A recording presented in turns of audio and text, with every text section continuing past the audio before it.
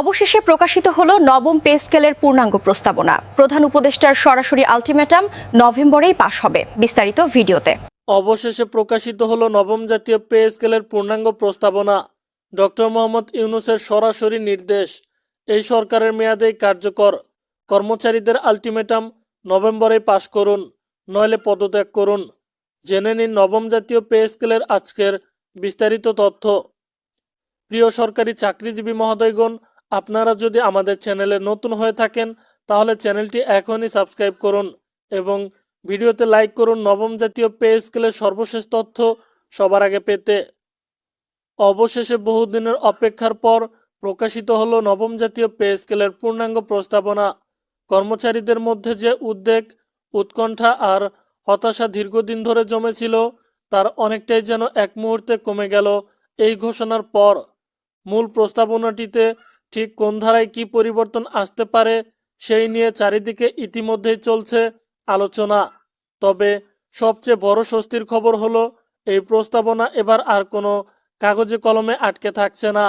কারণ প্রধান উপদেষ্টা ডক্টর মোহাম্মদ ইউনূস এবার সরাসরি দিক নির্দেশনা দিয়েছেন যে অন্তর্বর্তী সরকারের মেয়াদ শেষ হওয়ার আগেই নবম জাতীয় পে স্কেল কার্যকর করতে হবে। তার এই নির্দেশ যেন পুরো প্রশাসনকে নতুন করে নড়েচড়ে বসতে বাধ্য করেছে।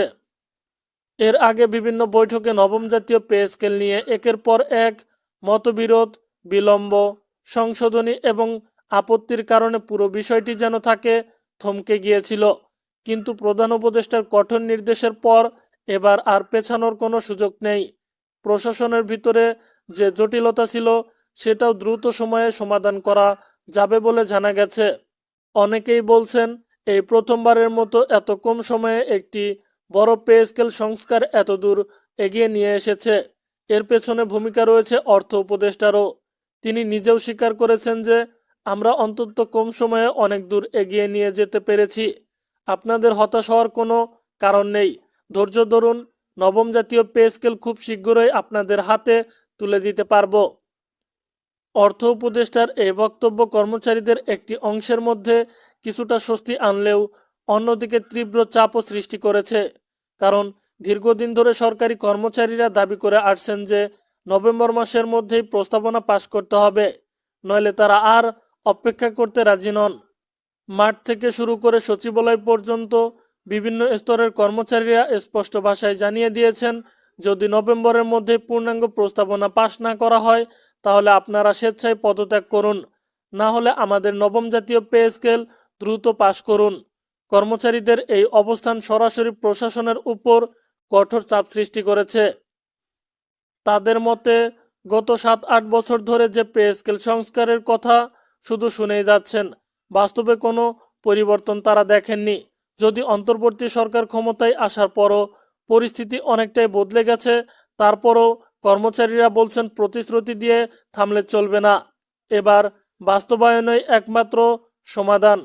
বিশেষ করে নিচের গ্রেডের কর্মচারীদের দাবি, জীবনযাত্রায় ব্যয় বৃদ্ধি, বাজার দরের ঊর্ধ্বগতি, ভাড়া বৃদ্ধি এবং নিত্য প্রয়োজনীয় সামগ্রীর অতিরিক্ত দামের কারণে তাদের বর্তমান বেতন দিয়ে চলা অসম্ভব হয়ে পড়েছে।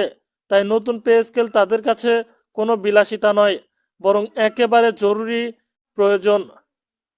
প্রস্তাবনায় কি রাখা হয়েছে, কোন গ্রেডে কত বেতন বৃদ্ধি হবে, কোন সুবিধাগুলো নতুন করে যুক্ত হবে, এসব তথ্য আনুষ্ঠানিকভাবে প্রকাশ না হলেও অভ্যন্তরীণ সূত্র থেকে জানা গেছে যে এবার কাঠামোতে বেশ কিছু বড় পরিবর্তন আসছে।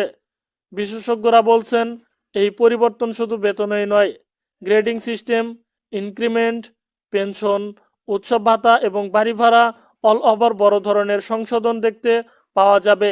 এর ফলে নতুন পে স্কেল বাস্তবায়নের পর গড় বেতন ব্যবস্থা আগের তুলনায় আরও স্বচ্ছ, সহজ এবং আধুনিক হবে।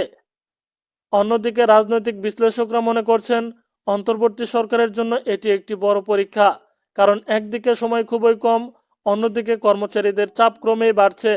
প্রস্তাবনা পাশে বিলম্ব হলেও প্রশাসনিক কাজে স্থবিরতা নেমে আসতে পারে। তাই সরকারের সামনে একমাত্র পথ যত দ্রুত সম্ভব এটির কার্যকারিতা নিশ্চিত করা। বিশেষ করে প্রধান উপদেষ্টার সরাসরি নির্দেশে আর কোনো দপ্তর দেরি করার সাহস পাচ্ছে না। সব মিলিয়ে বলা যায় নবম জাতীয় পে স্কেল নিয়ে এবার সত্যি শেষ চূড়ান্ত পর্যায়ে পৌঁছে গেছে আলোচনা। শুধু একটি আনুষ্ঠানিক বৈঠক, কিছু চূড়ান্ত অনুমোদন এবং প্রজ্ঞাপন জারি হওয়ার অপেক্ষা। কর্মচারীরা আশাবাদী, এবার আর পিছিয়ে যাওয়ার কোনো সুযোগ নেই। নতুন পে স্কেল যে কোনোভাবেই হোক ডিসেম্বরের আগেই কার্যকর হবে।